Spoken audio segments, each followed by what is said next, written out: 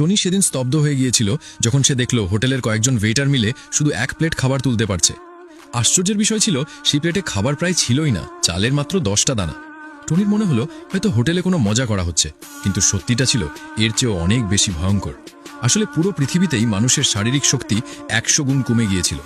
এখন যদি কেউ এক হাতে পানির বোতল তুলতে পারত তাকেই শক্তিশালী বলা হতো। একটি সাধারণ মেঝের টাইল তুলতে 4 জন মানুষের দরকার পড়ত, আর যে একবারে 20টা চালের দানা খেতে পারত তাকেই বড় খাদক বলা হতো। এই বদলে যাওয়া পৃথিবীতে মাত্র একজন মানুষ ছিল যার শক্তি একটুও কমেনি। সেই মানুষটি ছিল টনি, কিন্তু সে নিজেও এ ব্যাপারে কিছুই জানত না।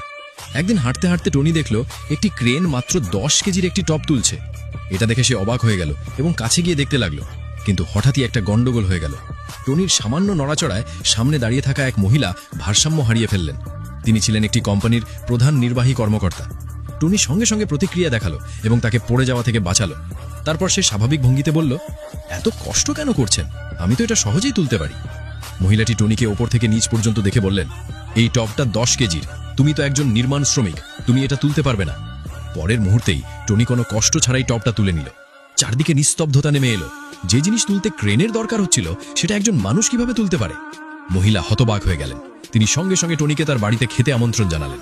টনি পুরোপুরি বিভ্রান্ত হয়ে পড়ল।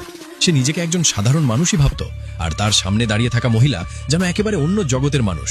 টনি টপটা টেবিলের উপর রেখে চলে যেতে যাচ্ছিল, ঠিক তখনই বরফ ভেঙে গেল। এখন মহিলার দৃষ্টিভঙ্গি পুরোপুরি বদলে গেছে। তার স্বপ্ন ছিল সে এমন একজন অত্যন্ত শক্তিশালী ব্যক্তিকে বিয়ে করবে, আর সেই ব্যক্তি ঠিক তার সামনেই দাঁড়িয়েছিল। কিন্তু টনির মনে হলো এসব সবই কোনো মজা। সে তার মজুরি নিয়ে সেখান থেকে চলে গেল। নির্মাণস্থলে পৌঁছতেই তার জীবন আরেকটা মোড় নিল।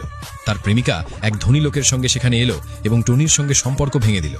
যে মেয়েটিকে সে 3 বছর ধরে আগলে রেখেছিল সে এখন অন্য কারোর সঙ্গে।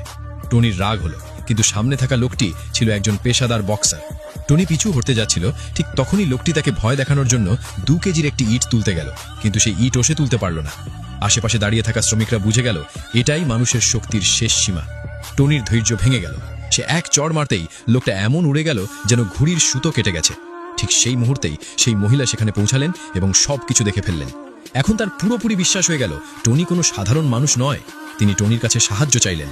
10 বছরে একবার হওয়া একটি বক্সিং প্রতিযোগিতা, যা তার পরিবারের অস্তিত্বের জন্য ভীষণ জরুরি। টনি ভয় পেয়ে গেল। সে নিজেকে শুধু একজন নির্মাণ শ্রমিকই ভাবত, কিন্তু সত্যি হলো টনির শক্তি এখন মানুষের সীমার অনেক ঊর্ধ্বে করে গেছে। অনেক ভেবে শেষ পর্যন্ত ভারী মন নিয়ে টনি সাহায্য করতে রাজি হয়ে গেল।